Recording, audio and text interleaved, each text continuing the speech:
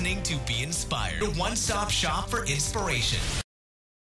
Inspiring show. Now, here's your host, Erica. So now I am so excited about our guest in the Be Inspired Cafe. If you have aspirations to publish a book, then you will want to listen in. He is the CEO of a Christian publishing company, and he's also going to share with you some amazing insight on living your destiny. Welcome with me into the Be Inspired Cafe, Andy Sanders.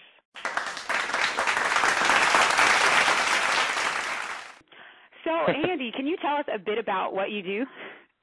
Yeah, absolutely. My wife and I were pastors and on staff for 9 years, and in the past 10 years we've been involved with a lot of media. Media would be defined with us as publishing, helping people publish, and also my wife does music recordings for different radio stations and stuff like that. And so what we did 2 years back, instead of working for other people independently, we decided to start our own publishing company, which has been built on a 10-year process. And so we publish books, Christian-based books, and do a lot of speaking here and there, and just help people along with creative gifts.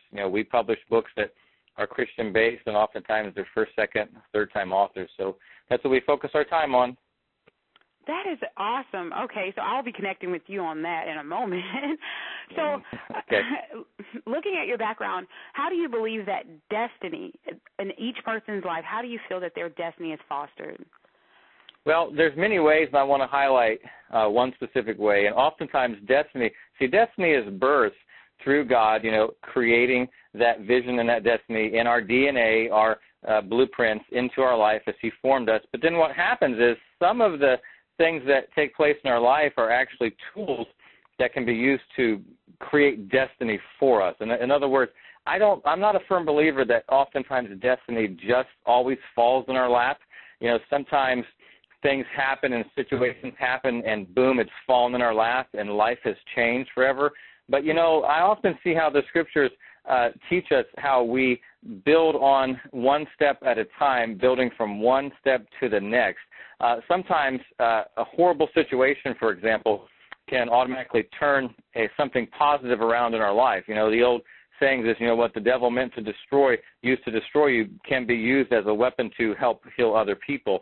And so, like, for example, when we started the publishing company, we've been involved with media for 10 years, and when we started the publishing company, we had no money in the accounts when we started it, and, we took little bitty steps that have created big things. I meet a lot of people relating specifically in authoring and being involved with media and stuff, and there's nothing wrong with this. They dream big, and I believe in dreaming big, but here's also what I believe in. Don't just dream big, but plan wise. Big steps, big vision takes strong, small steps, and that's how we build things. So that's what I think on that. Amen. Okay, amen. That is some good advice. Oh, my gosh. So that will be the Be Inspired status of the day. But so to that woman, she's listening right now, and she feels that God has called her to a purpose, that there's so much in store for her, but she's discouraged because nothing's really happening. What would you say to that person? I would say right where you're at, pray and start where you are. Many times in authorship, I like to relate things to what I do for sure.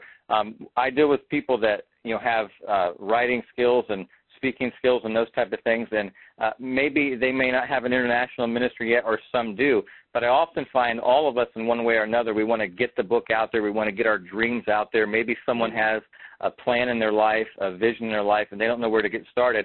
Here's one mistake I see people take place on a regular basis, is they try to get it out there too soon, and oftentimes, you know what it is? It is learning to develop that vision, that dream, that passion, whether you're discouraged or not. Discouragement can come and go, but that dream can stay forever. Start right where you are. That's the key. We traveled, we've been in 27 states, and I'll tell you, every state's beautiful, and there's a lot of great things in every state, but you know what? Home is home, and where God has planted you, root deep and figure out how to answer the call. Many people I've met, I remember we went into Brooklyn, New York once and met a minister there who just basically said to me, Andy, the need became the call for my life. I saw a lot of inner city kids running around with no home, and I became their home for them. And so I like to tell people, you know what, right where you're at, what is the need? Whatever you have to do to meet that need, make it happen. That's what we do.